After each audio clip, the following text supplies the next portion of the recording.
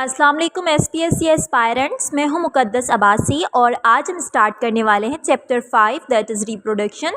इस चैप्टर के नोट्स मेरे पहले के बने हुए थे तो मैं उन्हीं से आपको लेक्चर दे रही हूं। That's why I haven't used markers, but I hope कि आपको ये क्लियरली नज़र आ रहा होगा। अदरवाइज़ मैं रीड कर रही हूँ, आप इसमें से भी नोट कर सकते हैं जब मैं रीड करूँ तो।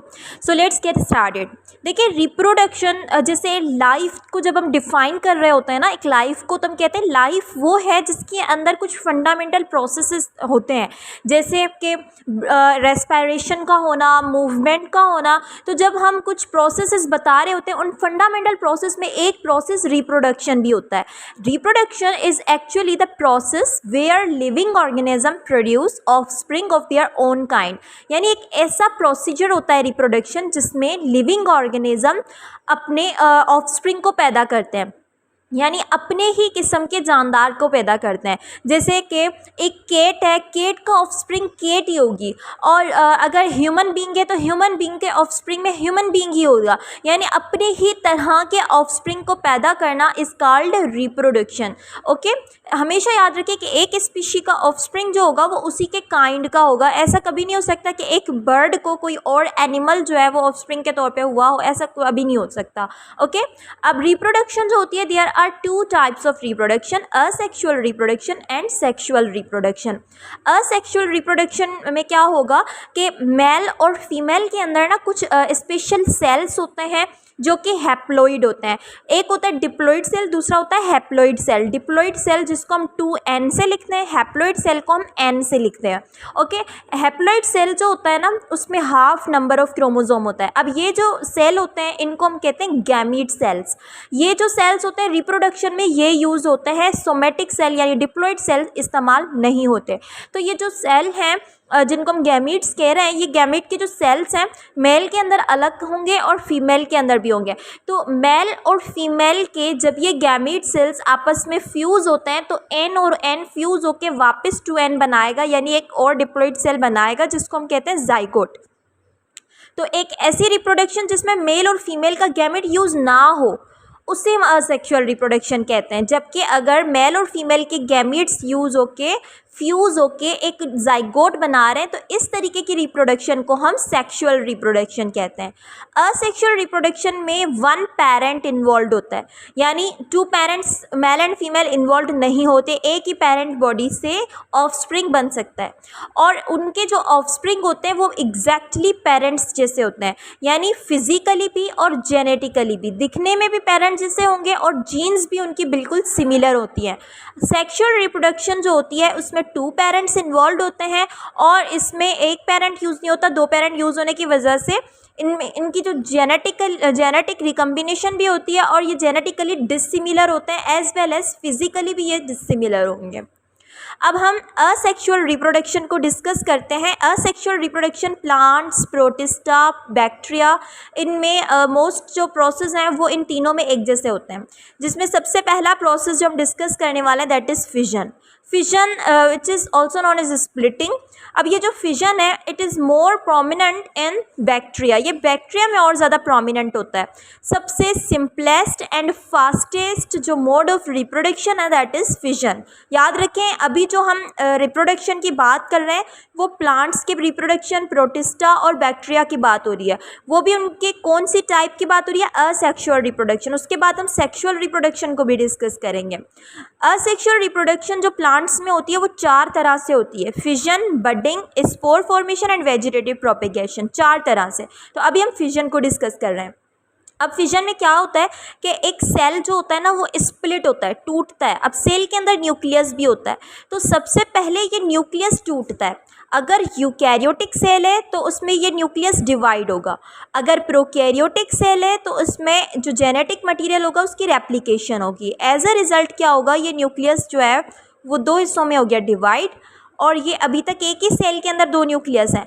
थोड़ी देर के बाद ये सेल स्प्लिट हो जाएगा, टूट जाएगा, बीच में ना इस तरीके से कॉन्स्ट्रिक्शन अप्लाई होगी और ये सेल अंदर की तरफ होते होते बिल्कुल अलग हो जाएगा और इस तरीके से 2 सेल्स बन जाएंगे। This process is called fission. तो पहले क्या होगा, न्यूक्लियस स्प्लिट होगा, उसके बाद सेल जो है वो स्प्लिट होगा। अब अगर एक पेरेंट सेल से 2 डॉटर सेल बने हैं, यानी एक ही फिजन से दो जो है न्यू इंडिविजुअल बन गए, तो इस तरीके के फिजन को हम कहते हैं बाइनरी फिजन। और अगर मोर देन 2 डॉटर सेल बने हैं तो उनको हम कहेंगे मल्टीपल फिजन। अच्छा, बैक्टीरिया के अंदर बाइनरी फिजन जो है देखी जाती है। अब बाइनरी फिजन कितने टाइम में हो जाती है? 20 मिनट्स। यानी बैक्टीरिया का एक सेल डिवाइड होने में इट टेक्स ओनली 20 मिनट्स। तो आप अंदाज़ा लगा सकते हैं कि कुछ ही घंटों में बैक्टीरिया जो है वो कितनी सारी कॉलोनी बना सकता है। अब जो सेकेंड प्रोसेस है असेक्सुअल रिप्रोडक्शन का, दैट इज़ बडिंग। बडिंग क्या होता है? New organism grows from small outgrowth called bud. आपने देखा होगा कुछ प्लांट्स के ऊपर छोटा सा पार्ट उनका आउटग्रोथ हुई हुई होती है। जैसे जो पोटैटो होता है ना, हम यूजुअली देखते हैं कि पोटैटो के ऊपर छोटा सा पीस अलग सा लगा हुआ होता है, बिल्कुल पोटैटो की शेप का ही। तो वो जो आउट ग्रोथ होती है ना प्लांट की बॉडी पर या फिर लोअर प्रोटिस्ट की बॉडी पर, जो आउट ग्रोथ होती है बिल्कुल उनके पेरेंट बॉडी जैसी होती है, उस आउट ग्रोथ को हम कहते हैं बड। फिर वो जो बड होता है ना आहिस्ता आहिस्ता अलग हो जाता है पेरेंट बॉडी से टूटकर, और फिर अपनी अलग लाइफ स्टार्ट कर देता है। So this process is called budding which is more prominent in yeast and plants. उसके बाद जो थर्ड प्रोसेस है दैट इज़ स्पोर्स। स्पोर्स के थ्रू जो असेक्सुअल रिप्रोडक्शन होती है वो फंजाई, अल्जी, प्लांट्स इनमें प्रोमिनेंट होती है।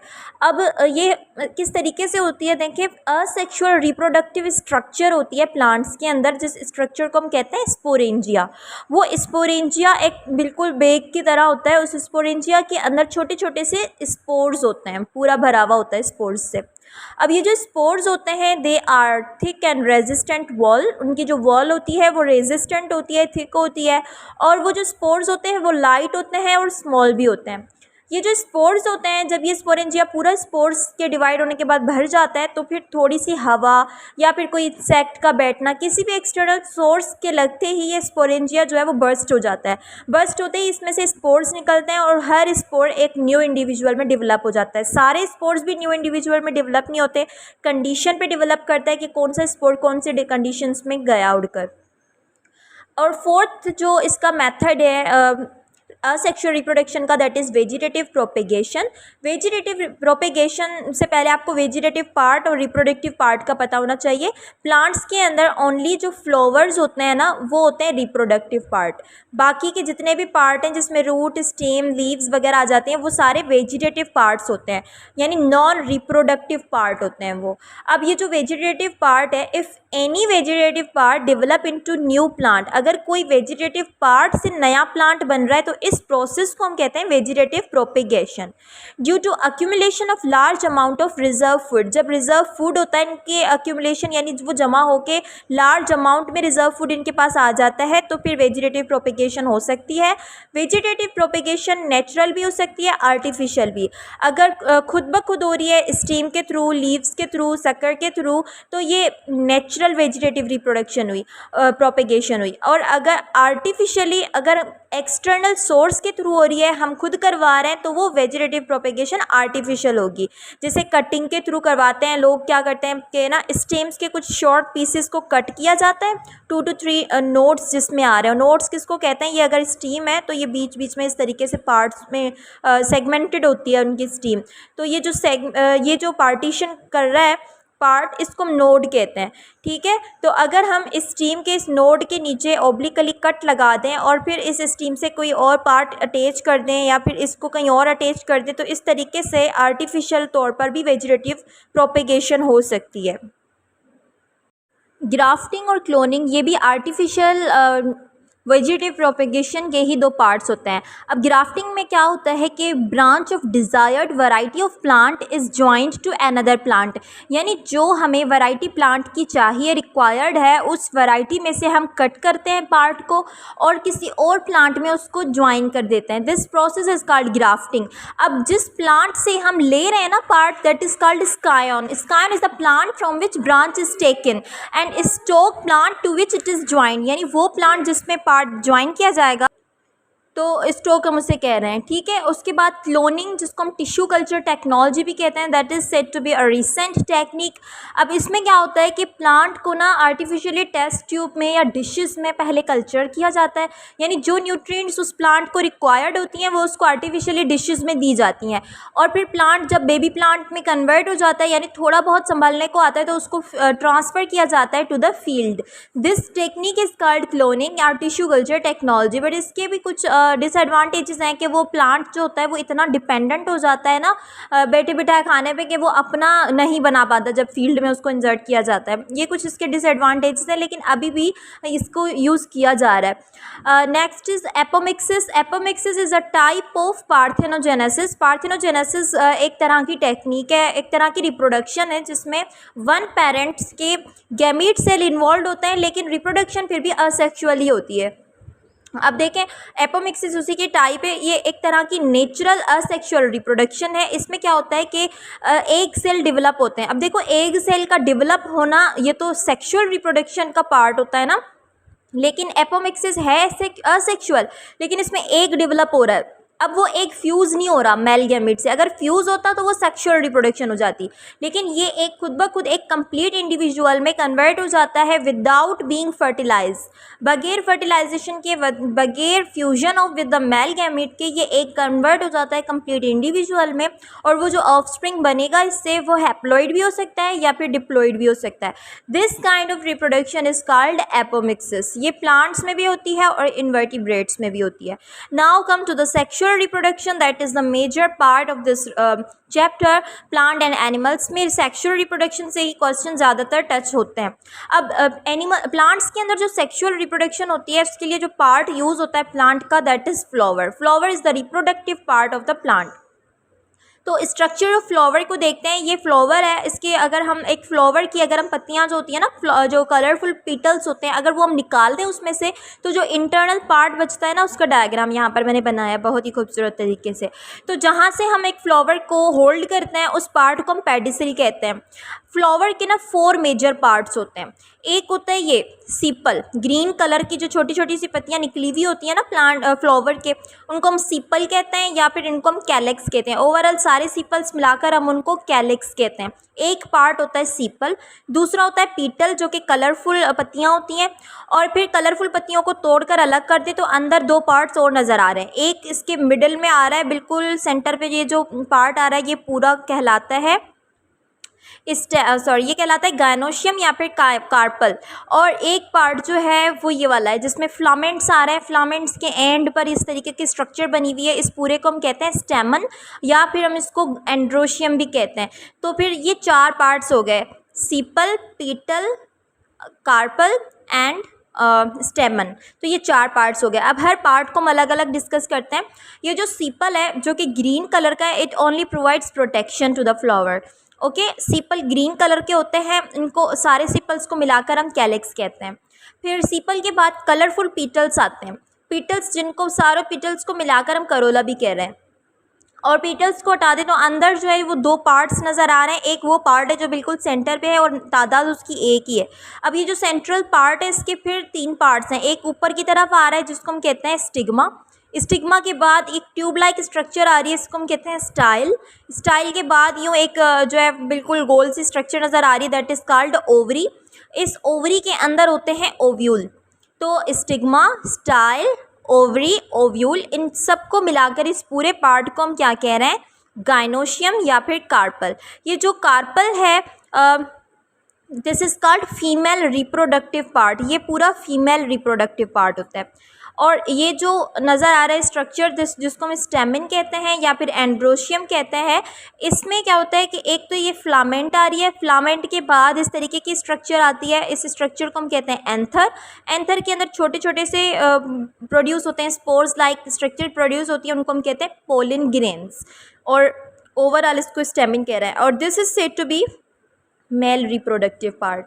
ओके, तो male and female reproductive part एक ये फ्लावर के अंदर मौजूद है।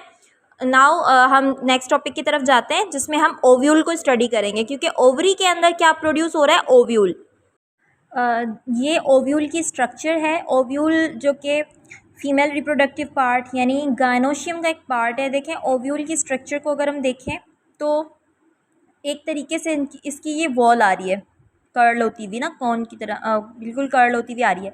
अब ये जो कर्ल्ड वॉल है इसको हम कहते हैं इंटीग्यूमेंट। ये डबल वॉल्स होती हैं, outer integument and inner integument. Integument के बाद इसका ये जो अपर पोर्शन है दैट इज़ कॉल्ड चेलाजा, और ये इसका जो लोअर पोर्शन है जो कि ओवरी वॉल से अटैच है दैट इज़ कॉल्ड फनिकल। अब यहाँ पर देखें एक छोटा सा पोर है, होल है, इस होल को हम कहते हैं micropyle.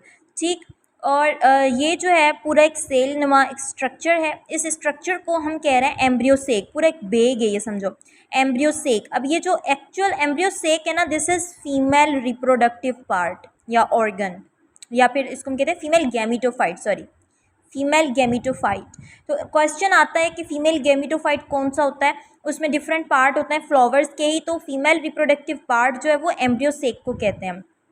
Sorry female reproductive part नहीं, फीमेल गैमीटोफाइट जो है वो हम एम्ब्रियोसेक को कहते हैं। Female reproductive part is flower. Okay, अब ये जो एम्ब्रियोसेक है ये पूरा एक बेग है जिसमें 7 न्यूक्लियस आते हैं। 7 न्यूक्लियस में ये जो ऊपर की तरफ 3 न्यूक्लियस आ रहे हैं इसको मैंने पेंसिल से मिटा दिया। ये 3 जो स्ट्रक्चर्स आ रही हैं, 3 न्यूक्लियस जो आ रहे हैं इनको हम कहते हैं एंटीपोडल्स। ठीक है, एंटीपोडल्स के बाद ये जो बीच में एक सेल आ रहा है that is egg cell. Okay, उसके बाद एक और सेल यहाँ ये, हाँ एक सेल। उसके बाद ये जो बीच में आ रहा है ना ये डबल न्यूक्लियस स्ट्रक्चर है। इस स्ट्रक्चर को हम कहते हैं सेकेंडरी न्यूक्लियस। ये होता एक है लेकिन इसमें 2 न्यूक्लियस आते हैं। ठीक है, उसके बाद लास्ट में ये वाले 2 सेल्स आ रहे हैं, इनको हम साइनर्जिड्स कह रहे हैं। तो ओवरऑल 8 न्यूक्लियस और 7 सेल स्ट्रक्चर है ये। 3 साइनर्जिड्स, एक सेकेंडरी न्यूक्लियस जिसमें जो कि डिप्लॉयड है, ऐसे समझ लो ये सेकेंडरी न्यूक्लियस जो है वो डिप्लॉयड है। उसके बाद 2 साइनर्जिड और एक एग सेल है। तो ओवरऑल 7 न्यूक्लियस या फिर 7 सेल्ड स्ट्रक्चर होती है ये। ओके, फिर अगर हम मेल रिप्रोडक्टिव पार्ट की बात करें जो कि एक पूरा स्टेमन था, स्टेमन के ऊपर एंथर था लगा हुआ। उस एंथर के अंदर ना पोलन सेक होता है, पूरा एक बेग लाइक स्ट्रक्चर होता है जैसे हमने फीमेल रिप्रोडक्टिव पार्ट में पढ़ा। तो मेल के अंदर भी पोलन सेक होता है। इस पोलन सेक के अंदर होते हैं पोलन ग्रेन्स। हर पोलन ग्रेन की 2 लेयर्स होती हैं, outer layer and inner layer. Outer layer को एक्साइन कहा जाता है, इनर लेयर को इंटाइन कहा जाता है। ठीक है, अब ये जो पोलन ग्रेन है ये फॉर्म कैसे होता है, देखिए दिस इज स्टेमन। स्टेमन के अंदर ये रही फिलामेंट, ये एंथर है, एंथर के अंदर होंगे पोलन सेक। तो एक पोलन सेक को यहाँ पर दिखाया गया है। वैसे 2 to 4 पोलन सेक होते हैं एक एंथर के अंदर। तो ये पूरा एक पोलन सेक है। आप देखें कि पोलन सेक के अंदर पूरे 4 जो है वो छोटे छोटे अलग से सेल्स बने हुए हैं। हर एक सेल को हम कहते हैं microspore mother cell. Mother cell diploid होता है। अब ये डिप्लॉयड सेल मियोसिस के प्रोसेस के थ्रू 4 जो है वो हैप्लॉयड सेल बनाएगा जिसको हम कहते हैं टेट्राड। और हर सेल जो है वो फिर से माइटोसिस करके सेल बनाता है that is completely called pollen grain. यानी हर सेल फिर 2 और सेल बनाएगा that is pollen grain. Pollen grain के अंदर 2 न्यूक्लियस होते हैं, एक कहलाता है जनरेटिव न्यूक्लियस, दूसरा कहलाता है tube nucleus. Okay, so this is the formation of pollen grain. Next topic is pollination. Embryo sac formation में भी यही सेम प्रोसेस है कि ओवरी के अंदर ओव्यूल होता है और उसमें मदर सेल्स होते हैं। हर मदर सेल जो है उसको मेगा स्पोर कहते हैं। याद रखें मेल के अंदर जो स्पोर थे उनको हम माइक्रो स्पोर कहते हैं, जबकि फ़ीमेल के स्पोर को मेगा स्पोर कह रहे हैं। ठीक है, ये साइज़ की वजह से। अब मेगा स्पोर जो है वो मियोसिस के थ्रू 4 हैप्लॉइड मेगा स्पोर बनाएगा और हर हैप्लॉइड मेगा स्पोर कन्वर्ट हो जाता है उन 4 में से 3 जो होता है वो डेवलप नहीं हो पाते, सिर्फ एक सर्वाइव कर पाता है और वो जो एक सर्वाइव करता है वो एम्ब्रियोसेक बनाता है। ठीक है, अब क्या होगा कि देखें मेल के अंदर क्या बने थे, पोलन ग्रेन्स बने थे, वो भी एंथर में बने थे। ठीक है, अब ये जो एंथर में पोलन ग्रेन्स बने हैं इनका यहाँ से रिमूव होके फीमेल के स्टिग्मा तक आना लाजमी है क्योंकि फिर ही रिप्रोडक्शन हो पाएगी। अब मेल के स्पोर्स का, माइक्रोस्पोर्स का या फिर पोलन ग्रेन्स का यहाँ से एंथर से लेकर स्टिग्मा तक आने के प्रोसेस को हम कहते हैं pollination. This is the transfer of pollen grains from anther to stigma. यानी मेल टू फीमेल पार्ट। अब ये जो पोलिनेशन है ये दो तरह से होती है, self pollination and cross pollination. Self pollination में क्या होगा कि अगर सेम फ्लावर के एंथर से ही स्टिग्मा तक पोलिन ग्रेन्स आए हैं तो इस पोलिनेशन को हम सेल्फ पोलिनेशन कह रहे हैं। या फिर एक ही प्लांट पर लगे हुए फ्लावर, एक फ्लावर का पोलिन ग्रेन था, नीचे उसी प्लांट के नीचे एक और फ्लावर लगा हुआ था, उसी के स्टिग्मा पर आके ये पोलिन ग्रेन गिरा है। यानी प्लांट एक ही हो या फिर फ्लावर एक ही हो तो इस पोलिनेशन को हम कहते हैं सेल्फ पोलिनेशन। जबकि cross pollination flowers of different plants of same species के डिफरेंट प्लांट हो, एक प्लांट यहाँ लगा हुआ है दूसरा प्लांट यहाँ लगा हुआ है, अब अगर इसके एंथर जो है इसके पोलिन ग्रेन्स जो है वो दूसरे प्लांट के फ्लावर के स्टिग्मा तक आके पहुँच गए, so this is called cross pollination. सोचने में ये चीज़ थोड़ी डिफिकल्ट लगती है कि एक फ्लावर एक प्लांट पे लगा हुआ है, वहाँ से लेकर क्रॉस पोलिनेशन हो रही है दूसरे प्लांट तक, तो ये कैसे पॉसिबल है। तो कुछ एजेंट्स होते हैं जिसकी वजह से पॉसिबल है, बल्कि ये सेल्फ पोलिनेशन से भी ज़्यादा प्रोमिनेंट है, सबसे ज़्यादा कॉमन भी है ये, क्योंकि एजेंट्स के थ्रू ये इजीली हो जाती है। जबकि सेल्फ पोलिनेशन में ऐसा होता है कि फीमेल फ्लावर के अंदर लाजमी नहीं है कि मेल पार्ट अगर मैच्योर हो गया तो फीमेल पार्ट भी मैच्योर हो गया हो, तो लाजमी ऐसा होता है कि पोलिन ग्रेन आ तो जाता है स्टिग्मा की तरफ, लेकिन रिप्रोडक्शन नहीं हो पाती, फर्टिलाइजेशन नहीं हो पाती, क्योंकि वो जो फीमेल पार्ट होता है वो अभी भी इमैच्योर होता है। क्रॉस पोलिनेशन जो है इसमें एजेंट्स इन्वॉल्व होते हैं, विंड के थ्रू हो जाती है पॉलिनेशन, वाटर के थ्रू होती है, इंसेक्ट्स के थ्रू या कुछ और एनिमल्स के थ्रू हो जाती है। अब जो एंजियोस्पर्मिक प्लांट्स हैं उनके अंदर डबल फर्टिलाइजेशन देखी गई है। व्हाट इज़ डबल फर्टिलाइजेशन, अब देखते हैं। देखिए फर्टिलाइजेशन हम सिंपली किसको कहते हैं, जब पोलिन ग्रेन जो है ये एम्ब्रियो सेक के अंदर जाके एग सेल के साथ फ्यूज़ हो जाए, एग सेल का पोलिन ग्रेन के साथ फ्यूज़ हो जाना इस कॉल्ड फर्टिलाइजेशन। अब प्लांट में ये किस तरीके से पॉसिबल होगा, देखें ये एंथर था, पोलिन ग्रेन यहाँ से मूव होकर स्टिग्मा तक आया, इस प्रोसेस को हमने कहा पोलिनेशन। जैसे ही स्टिग्मा पे आके पोलिन ग्रेन गिरता है ना तो ये डेवलप होकर मेल गैमेटोफाइट बनाता है। अब जब ये डेवलप होगा तो एक 6 सेल स्ट्रक्चर बनाएगा, उस 6 सेल्स में 2 cells are called prothallial cells, 2 male gametes होते हैं और उसमें एक स्टॉक न्यूक्लियस होता है, एक ट्यूब न्यूक्लियस होता है।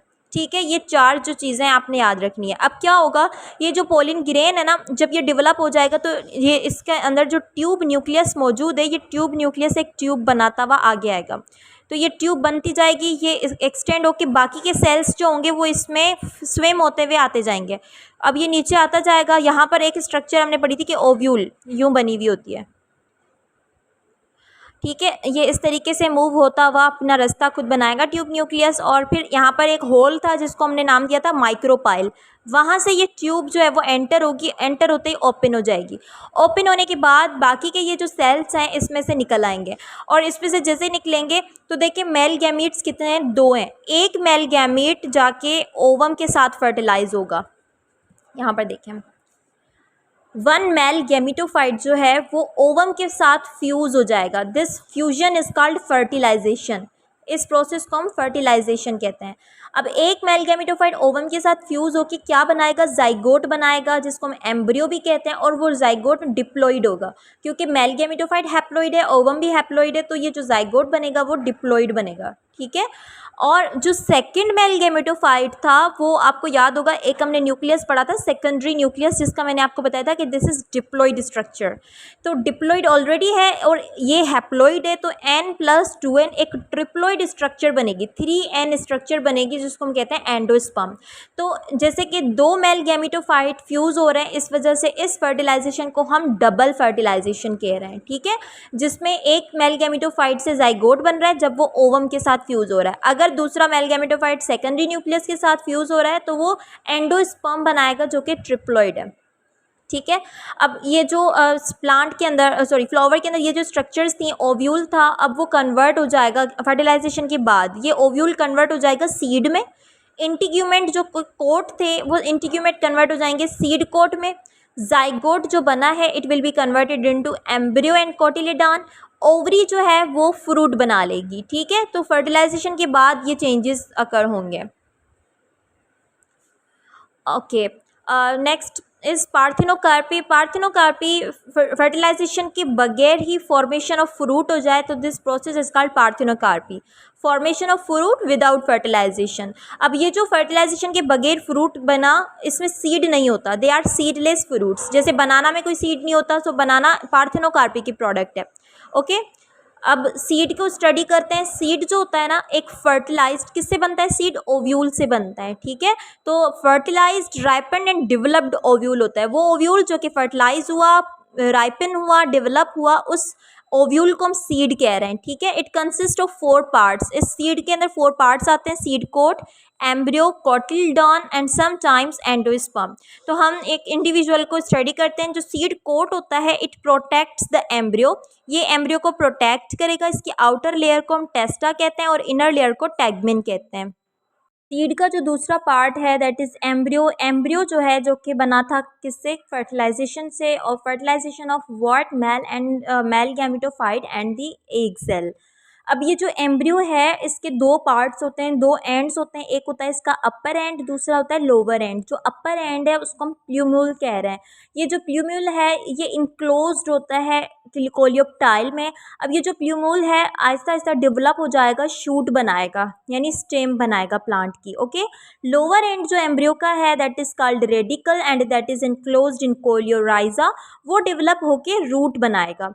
ओके, फिर जो थर्ड पार्ट है दैट इज कोटिलेडॉन्स। कोटिलेडॉन्स क्या होता है? ये लीफ लाइक स्ट्रक्चर्स होती हैं। कुछ प्लांट्स में 1 कोटिलेडॉन और कुछ सीड्स में 1 कोटिलेडॉन होते हैं, तो एक ही कोटिलेडॉन होता है, तो उस सीड को हम कहते हैं मोनोकॉट। और जिस सीड में 2 कोटिलेडॉन्स उसे हम डाइकोट कहते हैं, ठीक। जर्मिनेशन पर आते हैं। सीड की जर्मिनेशन यानी सीड का डेवलप हो जाना, यानी सॉइल से सीड का बाहर आ जाना। So it can also be defined as breaking of seed dormancy. Seed dormancy से सीड का बाहर आ जाना और सीड का कन्वर्ट हो जाना सीडलिंग में, तो इस प्रोसेस को हम जर्मिनेशन कह रहे हैं, ठीक है। अब कंडीशंस जो कुछ नेसेसरी होती हैं सीड की जर्मिनेशन के लिए, that is water, oxygen, temperature जो कि 25 to 37 होना चाहिए।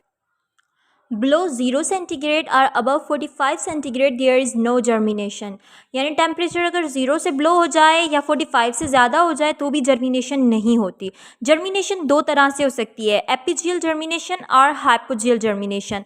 एपी का मतलब होता है above, Jio means earth, above the earth. अब किस चीज़ का अबव द अर्थ आना? अगर seed come above the soil during germination, germination के दौरान अगर सीड बाहर आ जाए अर्थ के तो उसे हम एपिजियल जर्मिनेशन कहते हैं। और अगर हाइपो मीन्स ब्लो, अर्थ, जियो मीन्स अर्थ, तो अगर सीड जो है it remains in the soil during germination, तो इस तरीके की जर्मिनेशन को हम हाइपोजियल जर्मिनेशन कहते हैं। एपिजियल जर्मिनेशन में जो कोटिलेडॉन्स होते हैं वो ग्रीन कलर के हो जाते हैं, जबकि हाइपोजियल जर्मिनेशन में they don't turn green. Okay, now we have reproduction in animals. Animals के अंदर जो रिप्रोडक्शन होती है वो भी 2 तरह से होती है, sexual and asexual reproduction. Asexual reproduction के वही मेथड है जो हमने प्लांट्स में पढ़े थे। एनिमल्स में भी फिजन होता है। जो लोअर एनिमल्स होते हैं ना यूनिसेल्युलर, उनमें फिजन भी हो सकता है, और यही सेम तरीके बाइनरी मल्टीपल फिजन भी हो सकता है, बडिंग भी हो सकती है, फ्रेगमेंटेशन यानी टूट जाना किसी पार्ट का और उस पार्ट का वापस एक नए ऑर्गेनिज्म में कन्वर्ट हो जाना।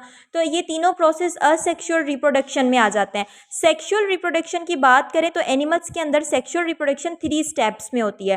पहला स्टेप होता है गैमीट्स का बनना, फॉर्मेशन ऑफ गैमीट्स, जिस प्रोसेस को हम कहते हैं गैमीटोजेनेसिस। फिर जो गैमीट्स बने उनको ट्रांसफर करने के लिए mail and female organism union करते हैं, तो मेल एंड फीमेल ऑर्गेनिज्म के यूनियन को हम कहते हैं मेटिंग। मेटिंग के बाद अब उनके जो गैमीट्स हैं, मेल एंड फीमेल के गैमीट्स फ्यूज करते हैं, उन गैमीट्स के फ्यूजन को हम कहते हैं फर्टिलाइजेशन। तो ये 3 स्टेप्स में सेक्सुअल रिप्रोडक्शन होती है। अब ये जो गैमीटोजेनेसिस है ये 2 तरह की होती है, स्पर्मेटोजेनेसिस एंड oogenesis। 2 तरह की मतलब ये है कि अगर मेल में हो रही है गैमीटोजेनेसिस तो उसे हम स्पर्मेटोजेनेसिस कहते हैं, अगर फीमेल में हो रही है गैमीटोजेनेसिस तो उसे हम oogenesis कहते हैं। Spermatogenesis means formation of sperm. Sperm जो है वो मेल गैमीटोफाइट है, ठीक है। मेल गैमीट्स जो होते हैं उनको हम स्पर्म कहते हैं, ठीक। अब ये जो मेल गैमीट्स हैं ये जिस ऑर्गन में बनते हैं उस ऑर्गन को हम कहते हैं मेल गोनाड, और वो है टेस्टिस। ठीक। तो mail gonad is testis and male gamete is sperm, और स्पर्म की फॉर्मेशन स्पर्मेटोजेनेसिस किस तरीके से होती है। सबसे पहले क्या होगा कि गोनाड्स में जो सेल होगा जिसको हम कहते हैं प्राइमरी स्पर्मेटोसाइट, देखें डिप्लॉइड है, उसमें होगी मियोसिस। मियोसिस के थ्रू दो जो है वो सेकेंडरी स्पर्मेटोसाइट बने। अब ये जो सेकेंडरी स्पर्मेटोसाइट है, ये साइट है, ये फर्दर माइटोसिस करेंगे और एक स्पर्मेटोसाइट से दो और बनेंगे। तो ये ओवरऑल 4 जो सेल्स बने इनको हम कहेंगे स्पर्मेटाइड्स। ये सारे हैप्लॉइड हैं। ये स्पर्मेटाइड्स बाद में डेवलप होके स्पर्म्स बनाते हैं। तो स्पर्म में देखिए एक इनका हेड पोर्शन है और दूसरा इनका टेल पोर्शन है। टेल बिल्कुल फ्लैजिला की तरह है, वो मूव करता हुआ आएगा स्पर्म इस टेल पोर्शन के थ्रू। अब यही प्रोसेस फीमेल के अंदर भी होता है। फीमेल के अंदर जो गैमीट है उसे हम ओवम कहते हैं, और ओवम जो है वो जिस गोनाड में बन रहा है, फीमेल गोनाड में बन रहा है, और फीमेल गोनाड को हम ओवरी कहते हैं। ठीक है। अब ओवम की फॉर्मेशन इज कॉल्ड oogenesis। किस तरीके से होती है कि ओवरी के अंदर जो सेल है diploid, that is primary oocyte, वो कन्वर्ट हो जाता है मियोसिस के थ्रू 2 सेल्स में। अब ये जो 2 सेल हैं उसमें से एक को कहेंगे पोलर बॉडी, जो कि वहीं पर ही आगे डिवीजन होने के बाद इसका कोई रोल नहीं होता, ये वहीं डैमेज हो जाएंगी। दूसरा है सेकेंडरी oocyte। ठीक है। तो 2 सेल्स में डिवाइड हो जाएंगे, एक लार्ज साइज का, एक स्मॉल साइज का है। स्मॉल साइज को हम पोलर बॉडी कह रहे हैं, और जो दूसरा वाला सेल है that is secondary oocyte। Polar body further two जो है फर्दर पोलर बॉडीज बनाएंगी। तो टोटल जो है oogenesis के दौरान कितनी पोलर बॉडीज बनी है, 3 पोलर बॉडीज बनेंगी। अभी भी और बनेंगी, रुकें, 2 ये बनी, और ये जो सेकेंडरी oocyte है ये फर्दर जब डिवाइड होगा माइटोसिस के थ्रू तो एक पोलर बॉडी बनाएगा और एक ओवम बनाएगा। अब ये जो ओवम है आगे जाके ये रिप्रोडक्शन में यूटिलाइज होगा। ये जो पोलर बॉडीज हैं इनका कोई रोल नहीं होता यहाँ पर। उसके बाद यहाँ पर ना रैबिट के ऑर्गन्स का डिस्कस किया गया है कि रैबिट के अंदर जो मेल ऑर्गन्स और फीमेल ऑर्गन्स हैं उनकी नेमिंग दी हुई है। तो ये नेमिंग वगैरह आप यहाँ से याद कर लीजिएगा, क्योंकि जो रैबिट के लिए वर्ड यूज़ हुए हुए हैं बाकी एनिमल्स के लिए भी यही वर्ड्स यूज़ हो रहे होते हैं। अब फर्टिलाइजेशन पर आते हैं। Fertilisation is the fusion of male and female gametes. अब मेल एंड फीमेल गैमेट का जो फ्यूजन है वो 2 तरह से हो सकता है। एक होता है एक्सटर्नल फ्यूजन, दूसरा है इंटरनल फ्यूजन। एक्सटर्नल फ्यूजन किस तरीके से होगा कि जो मेल एंड फीमेल के गैमीट्स हैं वो बॉडी से बाहर निकल आएंगे। बॉडी से बाहर जाने के बाद वो आउटसाइड द बॉडी जाके फ्यूज होंगे। ठीक है। मेल एंड फीमेल गैमेटोफाइट का this is sperm and this one is ओवा। अब इन दोनों का आपस में जो फ्यूजन होगा वो बॉडी के बाहर अगर हो रहा है then it is called external fertilisation. ये यूजुअली वाटर में होगा। ठीक है। और जो लोअर एनिमल्स हैं उनमें ही होता है usually. Both gametes mature eight same time. यहाँ पर ये कंडीशन होती है कि फीमेल गैमीट और मेल गैमीट एक ही टाइम पर जो है वो मेच्योर हो रहे हों। लार्ज नंबर ऑफ गैमीट्स बनते हैं, क्योंकि लाजमी नहीं है कि जो बॉडी से बाहर निकले वो फ्यूज़ भी हुए हों, कुछ ऐसा होता है ज़ाया भी हो जाते हैं। इसलिए large number of gametes produce होते हैं इन ऑर्गेनिज्म में जो कि एक्सटर्नल फ्यूजन करते हैं। अब ये एक्सटर्नल फर्टिलाइजेशन करने वाले एनिमल्स जिसमें फिशेस आ जाती हैं, एम्फीबियंस आ जाते हैं।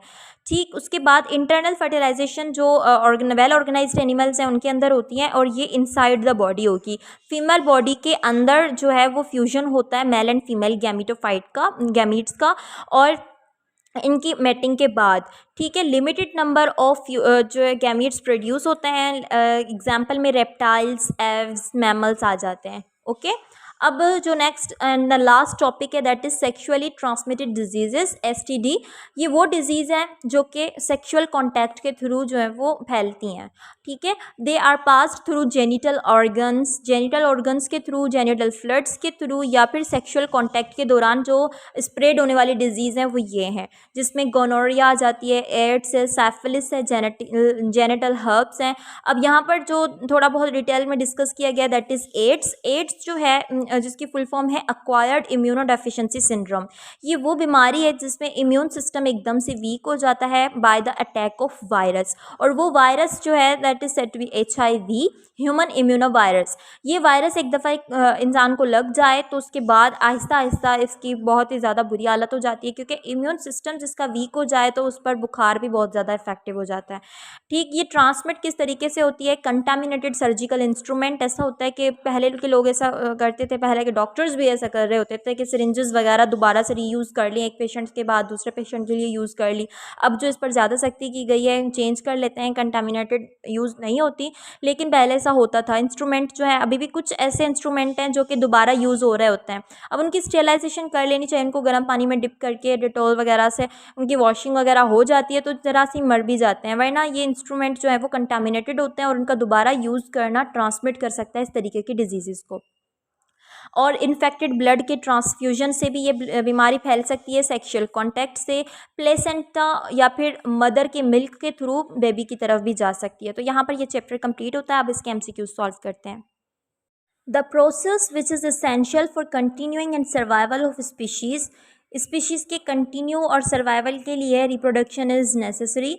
The type of reproduction which is necessary for evolution के लिए सेक्शुअल रिप्रोडक्शन ज़रूरी होती है, क्योंकि एवोल्यूशन का मतलब ये होता है एक तरह से चेंज आना, तो चेंज के लिए तो सेक्शुअल रिप्रोडक्शन ही लाजमी होती है। Unicellular structure responsible for asexual reproduction without fusion.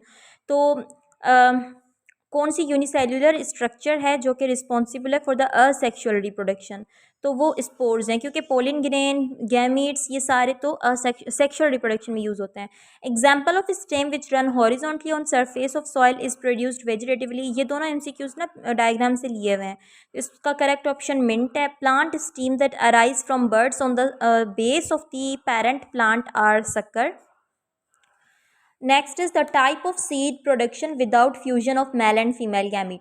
देखें, सीड प्रोडक्शन की बात हो रही है इसलिए हमने एपोमिक्सिस पर टिक लगाया। अगर यहाँ पर फ्रूट फॉर्मेशन की बात होती without fusion of male and female gamete तो हम पार्थेनोकार्पी पे लगाते। गैमेटोफाइट ऑर्गेनाइजोस्पर्म प्लांट का एम्ब्रियो से है। The 3 enzyme in angiosperm develop into endosperm convert हो जाता है food storing tissue. Male gonads in rabbit के अंदर मेल गोनाड्स होते हैं। Female gametes are fertilized in the rear end of oviduct, fallopian tube, ovaries and both A and B। तो ये both A and B होगा। ठीक, यहाँ पर एमसीक्यूज कंप्लीट होते हैं। इससे रिलेटेड और भी एमसीक्यूज आप बुक से सॉल्व कर सकते हैं, जो कि एसएसटी की बुक है, या फिर नेट से भी सॉल्व कर सकते हैं। Thank you so much, all the best. We are at the end, almost we are at the end. अब यहाँ पर देखिए चैप्टर्स इसके बाद इनहेरिटेंस का इम्पॉर्टेंट है, और लास्ट के जो 3 चैप्टर्स हैं आई डोंट थिंक कि उसमें से एमसीक्यूज बने, क्योंकि वो जो है मैन एंड इन्वायरमेंट से बने हुए हैं, उससे रिलेटेड हम एमसीक्यूज सॉल्व कर लेंगे। मेरा नहीं ख्याल कि उसको सॉल्व पढ़ने की ज़रूरत है। So here it ends. अल्लाह हाफिज़, टेक केयर।